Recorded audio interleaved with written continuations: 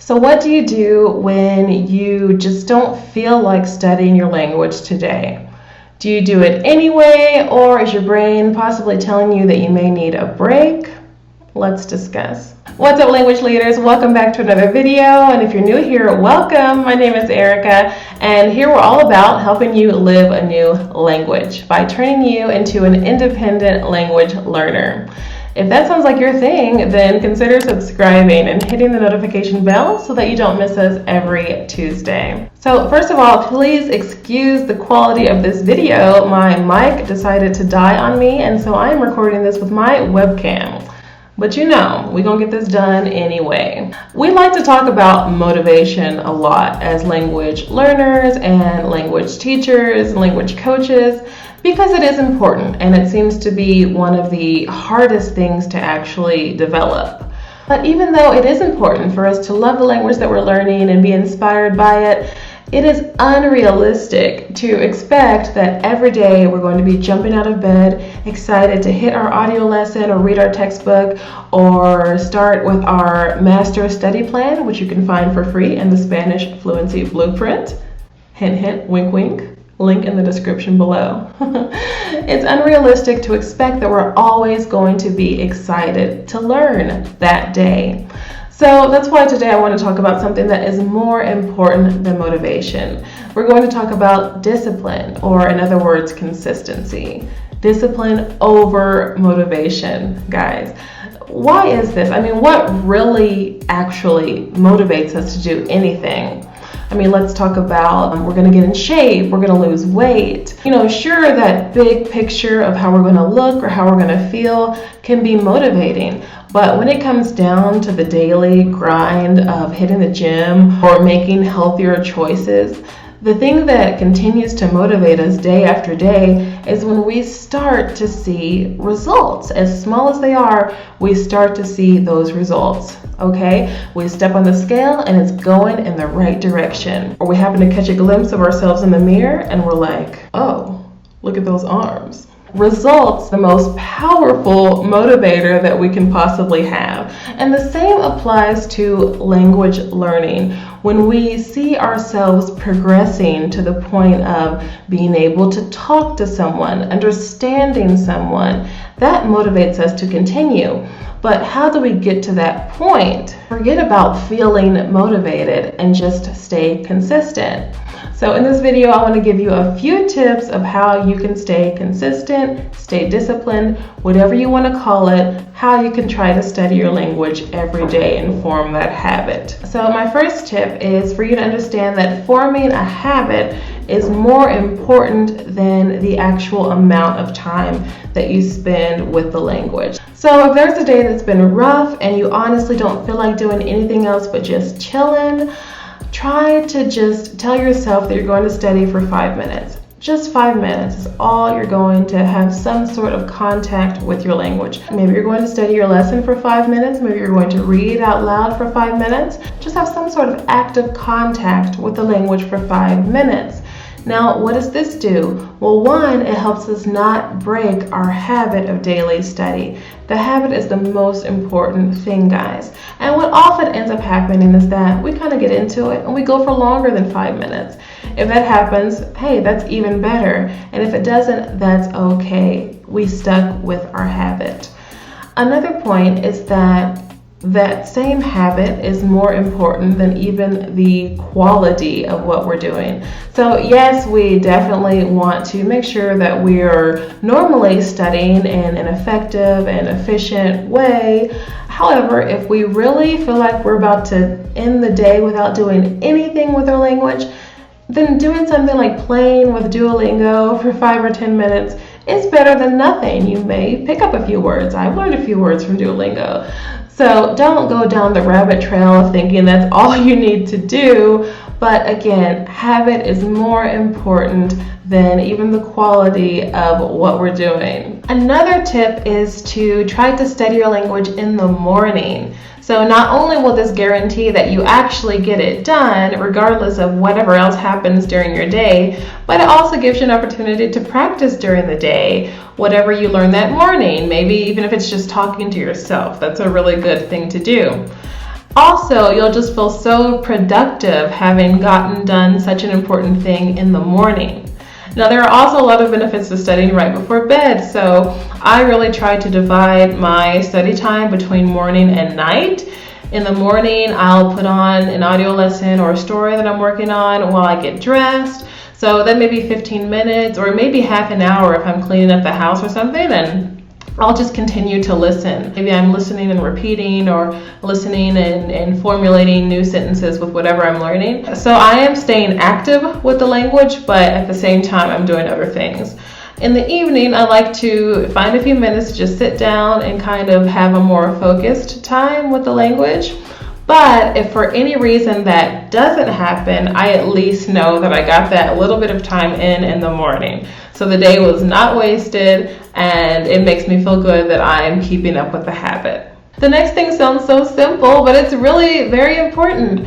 Write it down. If you keep a to-do list, put it on your to-do list. Put study Spanish, study French, study Russian. Sometimes we really just forget. It's not that we don't want to study, we're not feeling motivated. We just forget because we have other things going on. So keeping that on your list and taking a glance at that list might jog your memory to, oh, okay, let me get this done. Another thing is to not focus so much on how we felt like our study session went today. I mean, we're gonna have bad days. And I say this because of what happened to me with French. So I started studying French in January of this year, 2020, and I was going good for a couple of weeks. And then I ran into a hard lesson. And when I say hard lesson, I mean there were 2 or 3 words that were just hard for me to remember. Like, no matter how hard I tried, I could not remember them. I couldn't say them very well. And I was just discouraged that day, put the lesson away, which would have been fine if it was just that day. But the next day I was like, oh, I need to study French. Oh man, but I'm on that one lesson. I don't like that lesson. And I let another day slip by. I wasn't doing this intentionally. It's just that I had these negative feelings towards studying because of that one hard lesson. And then just that whole thing spiraled out of control and I got busy. But we're always busy. When are we not busy? It was my excuse, oh man, I'm busy. I have all this going on. I'll do that later. And I really didn't get back into French until about March. So for that not to happen to you, understand that if you run into something difficult, skip the lesson. I mean, this sounds so obvious, right? But sometimes as humans, we just let our emotions take control of us. So don't let the fact that you've run into something hard dictate your entire future. Sometimes, even if we feel that we learned nothing from our study session and we just kind of wasted 20 or 30 minutes, that is rarely ever true. You may find that when you wake up in the morning after a good night's sleep, there are words that you were struggling with so much yesterday to remember that today you almost have down pat, because the brain does need that time to consolidate the information at night. So don't get so caught up on what you can't do today.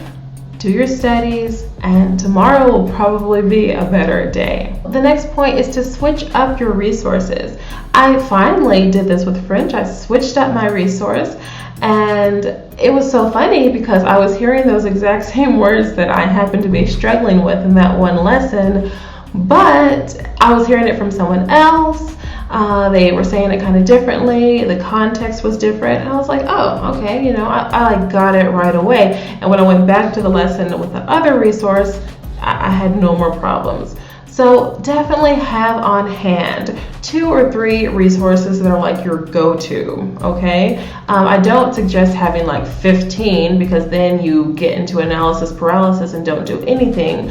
And also, not all of these 2 or 3 resources need to be structured lessons or programs.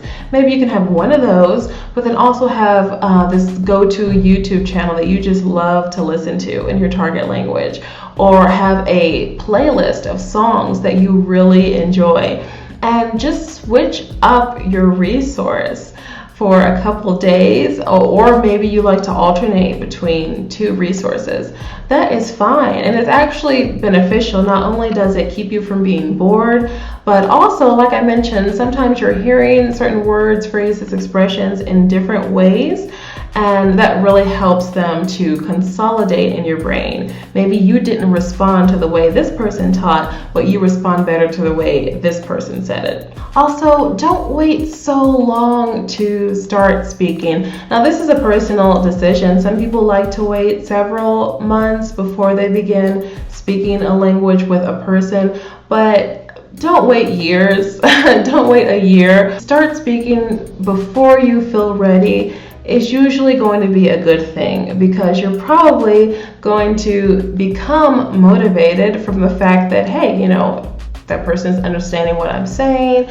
I understand some of what they're saying. This is where online tutors really come in handy because oftentimes we're more comfortable speaking to someone who is there to help us with the language rather than speaking to someone that we know in the real world where we're going to feel more judged. When we speak with an online tutor, their sole purpose is to help us learn the language. And of course, it doesn't have to be online. If you have a person that's around you, then that's great too. But many of us don't. I am learning French in Mexico. I have literally 0 French-speaking friends, so I have to go to the online tutor world. And many of you guys are in the same situation. So when we have a positive experience speaking with someone, even if it's just a really simple 15-minute conversation, we feel like, okay, oh my goodness, I can speak this language. And then we're going to be studying more so that we can have an even better and longer conversation the next time. That longer and better conversation the next time is going to push us more to study and correct the mistakes that we're making. So it's all a continuous spiral of motivation. But where does the motivation come from? It comes from progress. And where does the progress come from? It comes from consistency. Also, don't stress so much over time wasted. If what happened to me does happen to you and you fall off for some reason, don't waste more time lamenting over that. Just get back on and take a moment to understand why that happened. Like I really did analyze, why did this happen? And I realized, oh my goodness, this all started from that one hard lesson. And then I found ways to fix it. So it may be different for you. So take a moment to analyze, why did I stop being consistent? What can I actively do so that that never happens again?